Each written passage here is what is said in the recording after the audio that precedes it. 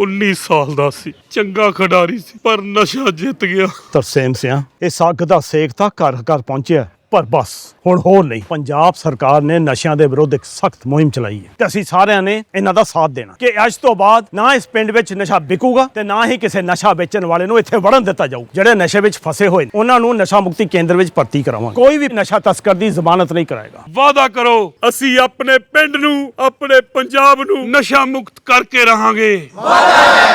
नहीं तो मैं मान रहा हूँ अगर लड़ाई इतनी कठिन है तो उस वक्त में विपक्ष को एकजुट होना चाहिए। उसी वक्त में आप इंडिया अलायंस का साथ छोड़ के अलग एकला चलो रे नीति अपना लिए।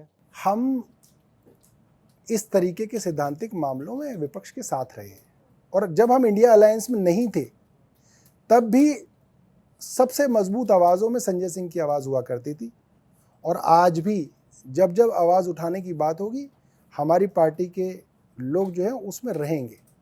इंडिया गठबंधन में होना नहीं होना ये एक अलग तरीके का टेक्निकल है, कई सारी दिक्कतें होती हैं पार्टियों की एक दूसरे से, मगर इन सैद्धांतिक मामलों के अंदर हम लगातार, जैसे 2-3 दिन से अरुण जेटली जी के विषय में बड़ी भारतीय जनता पार्टी परेशान है, तो हमने लिखा है इस बात को कि भाई अरुण जेटली जी की मृत्यु के बाद अगर उनको कुछ कहा जा रहा है और इस पर भारतीय जनता पार्टी परेशान है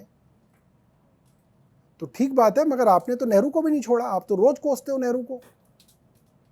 तो ऐसा नहीं है कि हम इंडिया अलायंस में नहीं है तो हम जो बात अगर कांग्रेस की ठीक है तो हम उसका समर्थन नहीं करेंगे, हमें ठीक लगेगी तो हम उनकी बात का समर्थन करते हैं।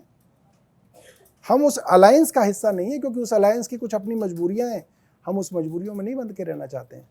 वो जो आप तकनीकी दिक्कत की बात कर रहे हैं, कहीं वो दिक्कत ये तो नहीं कि कांग्रेस 44 सीट से 100 सीट पर पहुंच गई और आम आदमी पार्टी को लग रहा है कि उस स्पेस को तो वो भर रही थी, तो कांग्रेस की बढ़ती या राहुल गांधी की बढ़ती लोकप्रियता, कहीं ये तो नहीं दिक्कत है कि आप लोग इंडिया अलायंस का साथ छोड़ दिए? नहीं, राहुल गांधी जी की लोकप्रियता तो और बढ़े, हमें इसमें क्या दिक्कत हो सकती है?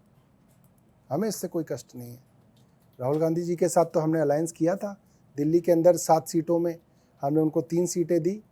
अरविंद केजरीवाल उनके हर उम्मीदवार के यहाँ रोड शो करने गए, 2-2 रोड शो भी किए, कन्हैया कुमार के साथ हाथ मिला के खड़े भी हुए, गले भी मिले।